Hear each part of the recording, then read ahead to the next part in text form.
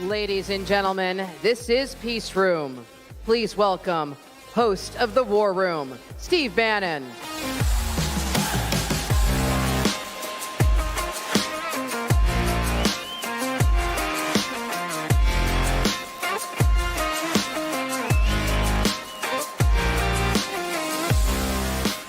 Thank you.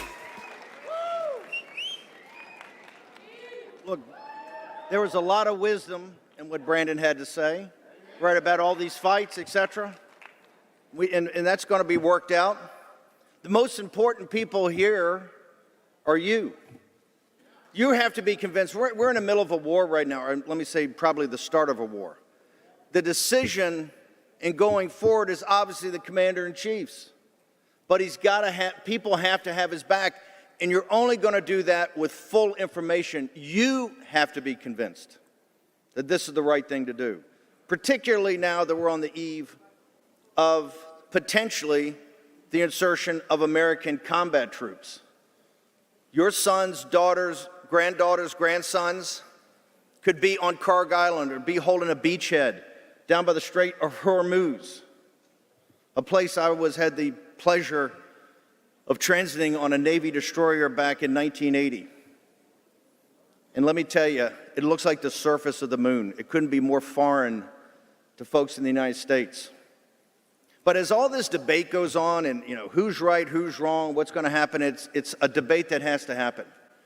We have work to do, and we have work to do today. In a room next door, there are 150 grassroots leaders in the state of Texas that have brought about one of the biggest changes in this country. They passed a Proposition 10 to ban Sharia law in the state of Texas. Starting with no resources and no support, they got almost 2 million votes. That's the work we need today. Because I'll tell you what, a bigger threat to this country right now is in City Hall in New York City, in these mosques in North Texas.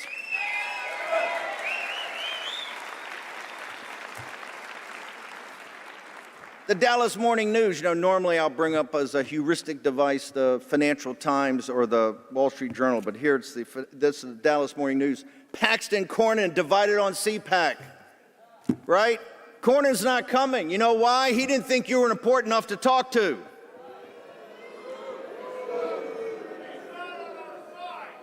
Politico reports this morning in an article called Texas Hold'em that President Trump, in all likelihood, is not going to endorse in this race.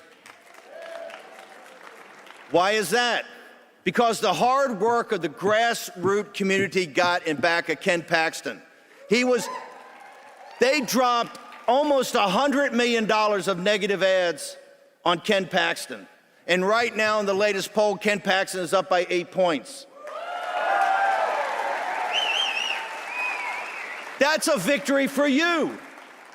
Ken Paxton's emblematic of the grassroots and the MAGA movement throughout the nation. It's more than just an attorney general, more than just an individual.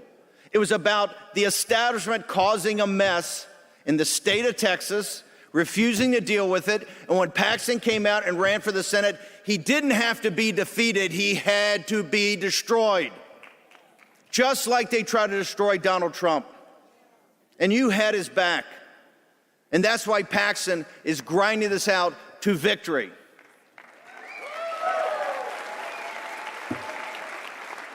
I also believe there needs to be a major investigation of the Cornyn political operation, how they raised this money, who put the money in, and how the money was spent to destroy Ken Paxton. It's not acceptable. The grassroots are winning all over the place. Look in the state of Virginia, the Commonwealth of Virginia. They're trying to shift the House to be 10-1. The Republican establishment there absolutely epically failed, and then Youngkin walked away after a horrible putting forward a campaign this last election cycle. The grassroots under Jeff Ryer, a grassroots chairman of the GOP in Virginia and the Commonwealth, have got thousands of grassroots volunteers, people just like yourself, going door to door right now. And Spanberger's landslide on April 21st looks like she could be defeated. So her entire plan to flip the House and impeach Trump and become Newsom's vice president is being thwarted right now by grassroots people. In a courtroom in Georgia right now, they've got the toughest, most expensive lawyers from the left, Norm Eisen and Abby Lowell, in a 5-hour evidentiary hearing. What? To get the evidence back, to get the ballots back. Why? The 2020 election was stolen from Donald Trump, and they know it.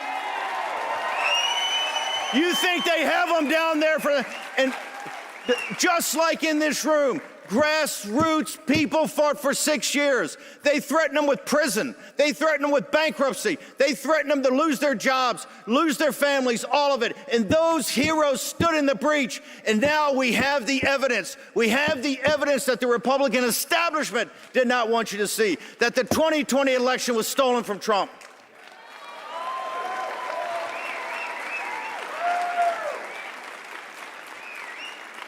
Everywhere you look around, the Republican establishment creates a mess that you have to go in and clean up.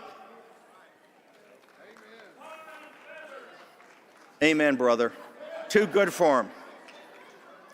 Victory begets victory. The victory of Paxton will drive us forward. A victory in Virginia will drive us forward. A victory in Georgia will drive us forward to ultimate victory. Don't listen. I don't want to hear talk about the midterm. I don't want to hear talk about 2028. There are decades in which nothing happens, and there are weeks in which decades happen. We're in those weeks, one after the other, after the other, after the other. You put your shoulder to the wheel, and we are going to win.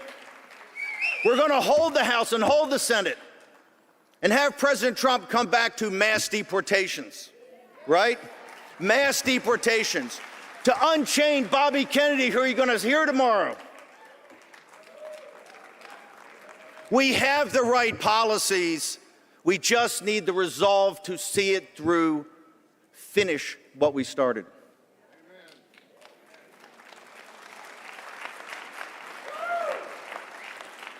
Over a year ago, when Matt and Mercy decided that D.C. wasn't the right place for CPAC, they picked Texas.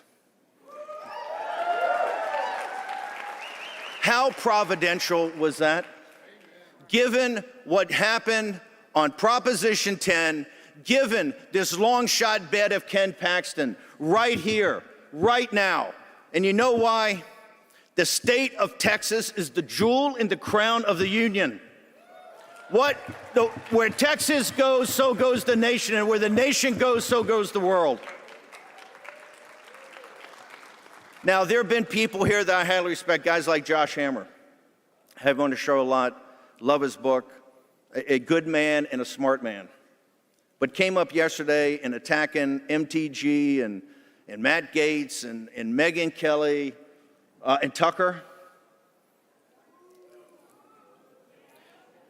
What's important is not Candace and Tucker and Megyn Kelly or Mark Levin and Ben Shapiro. What is important is you.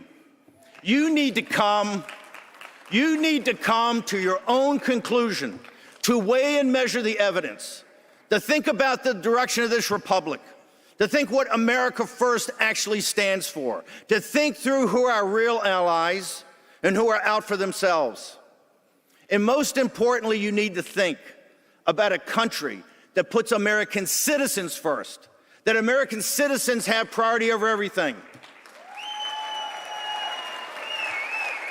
People are sitting there going, oh, this person didn't come, this person didn't come. Yes, there are many great people that couldn't make it. Either they didn't want to come or they're tied up running wars and looking after the country. It doesn't matter. You came.